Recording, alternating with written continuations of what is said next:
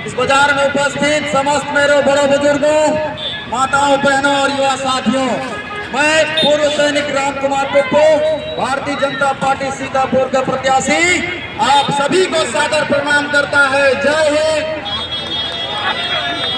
आज आप सभी को बताना चाहता हूं कि मैं कोई नेता नहीं था, मैं फौजी था और सिर्फ बॉर्डर पे रह के अपना एक फौजी धर्म निभा रहा था। और मैंने भी जीवन में सिर्फ एक ही सपना देखा कि फौजी बनूंगा और देश की सुरक्षा के लिए जीवन पर्यंत वहां उपस्थित रहूंगा। लेकिन अचानक से इस क्षेत्र में हवाएं बहती है, अचानक से एक लहर बहती है और युवाओं के हजारों पत्र मेरे पास आते हैं। एक बहन का तो मुझे खून का चिट्ठी आता है और उस चिट्ठी के जवाब में मुझे नौकरी छोड़कर आज सीतापुर के चुनाव लड़ने के लिए आना पड़ता है। साथियों, मैं आपको बताना चाहता हूं कि यदि मुझे हजारों पत्र लिखने की जरूरत क्यों पड़ी। मैं आपको पूछना चाहता हूं कि कोई एक बहन को अपने खून से चिट्ठी लिखने की जरूरत क्यों पड़ी। मैं कहता हूं हमेशा कि 20 साल के जो शासककर्ताओं ने, ये कांग्रेस के नेताओं ने यदि सही शासन चलाया होता तो शायद कोई मेरी बहन अपने खून से चिट्ठी नहीं, सही शासन चलाया होता तो हजारों युवा अपनी पढ़ाई लिखाई छोड़कर रोड पे आके किसी फौजी को चिट्ठी लिखने की जरूरत नहीं पड़ती। साथियों, ये वही नेता है जो कहते हैं कि फौजी को बॉर्डर में रहना चाहिए, फौजी को सरहद की सुरक्षा करना चाहिए। देश चलाना हमारे नेताओं का काम। अगर शासन सही चलाना अगर नहीं आता तो फिर ये सब का इस्तेमाल नहीं करना चाहिए, क्योंकि ये साफ साबित होता है कि कुछ तो गड़बड़ी है सीतापुर में। तभी तो युवाओं ने चिट्ठी लिखा है और एक फौजी यहाँ से छोड़कर सीतापुर विधानसभा में आया। साथियों, मैं 2021 में राष्ट्रपति द्वारा वीरता पदक लेकर आया था। 2021 में राष्ट्रपति द्वारा वीरता पदक लेकर आया था। वो वीरता पदक लेकर आया था जिसको प्राप्त करने के लिए इस देश की सुरक्षा में अपने प्राण तक न्यौछावर करना पड़ता है। लेकिन अफसोस की बात यह है कि 20 साल का राजा जिसको हमने 20 साल तक सीतापुर में बिठाए रखा, उस व्यक्ति ने उस मेडल का सम्मान नहीं किया। और जब मेडल लेकर आया तो यहाँ के स्कूलों ने मुझे निमंत्रण दिया। मैं सभी स्कूलों में जाने का प्रयास किया तो इन्होंने एक जिला शिक्षा अधिकारी से एक फरमान जारी करते हैं कि बिना जिला शिक्षा अधिकारी के स्कूलों में कोई भी प्रोग्राम नहीं होना चाहिए। और ये यही लोग हैं जो फोन करके बताते हैं स्कूलों में कि राम कुमार टोप्पो का कोई प्रोग्राम स्कूल में नहीं होना चाहिए। लेकिन मैं आप सबसे पूछना चाहता हूँ और उनसे भी पूछना चाहता हूँ, क्या राम कुमार टोप्पो ने विद्यार्थियों को देश विरोधी काम सिखाया था? क्या सिखाया था? मैंने तो सिर्फ इतना कहा था कि मेरे प्यारे बच्चों, मेरे देश के भविष्य, तुम आगे बढ़ो, तुम्हारा राम कुमार भाई तुम्हारे साथ। मैंने तो सिर्फ ये कहा था कि विद्यार्थियों, आपके जीवन में केवल एक लक्ष्य होना चाहिए। विद्यार्थियों, उस लक्ष्य को लेकर तुम ऐसा बढ़ो कि जब उस लक्ष्य को प्राप्त करके जब घर में आओ तो हम भी फूल माला लेकर तुम्हारा इंतजार करें।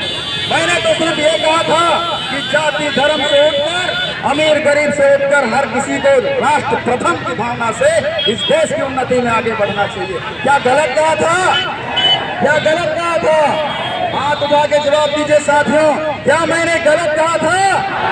साथियों, मैंने स्कूलों में जाके ये बताया कि कलेक्टर बनने के लिए क्या पढ़ना चाहिए। मैंने ये बताने की कोशिश किया कि फौजी कैसे बना जाता है। मैंने ये बताने की कोशिश किया कि एक शिक्षक बना कैसे जाता है। क्या गलत किया? क्या गलत किया? बताइए साथियों, हाथ उठा के, क्या मैं गलत किया? तो इन्होंने मेरा रास्ता क्यों रोका? इन्होंने एक फौजी का रास्ता क्यों रोका? उस समय तो मैं कोई नेता नहीं था, मात्र एक भारतीय सेना का एक सैनिक था। और एक सैनिक होने के नाते मैंने अपने क्षेत्र के विद्यार्थियों के मन में राष्ट्र प्रेम की भावना जगाने की कोशिश की, उनमें एक जुनून जगाने की कोशिश की, ताकि विद्यार्थी पढ़ लिख कर हमारे सीतापुर का नाम रोशन करे और अपने अपने लक्ष्य को पूरा करें। क्या मैंने गलत किया था? क्या मैंने गलत किया था? लेकिन फिर भी इन्होंने मेरा रास्ता रोका। साथियों, जो विद्यार्थियों का सम्मान नहीं कर सकता, जो सैनिकों का सम्मान नहीं करता, ऐसे व्यक्ति को यहाँ रहना चाहिए क्या? रहना चाहिए क्या? साथियों, हमारे सीतापुर की धरती में 3 जवान शहीद हुए हैं। 3 जवान शहीद हुए हैं। मैं हम सभी को उन पे गर्व भी होना चाहिए और उनका सम्मान करना चाहिए। सम्मान करना चाहिए कि नहीं? करना चाहिए कि नहीं? लेकिन सोचिए, उन शहीद जवानों का किसी का 5 साल हुआ, किसी का 7 साल हुआ, तो किसी का 10 साल हुआ, लेकिन आज तक उनके सम्मान में उनका स्मारक तक नहीं बना। बनना चाहिए कि नहीं? बनना चाहिए कि नहीं? लेकिन स्मारक नहीं बना साथियों। मगर किसी सरपंच ने कहा कि मेरे गांव में भी एक शहीद जवान है, उनका स्मारक बनना चाहिए।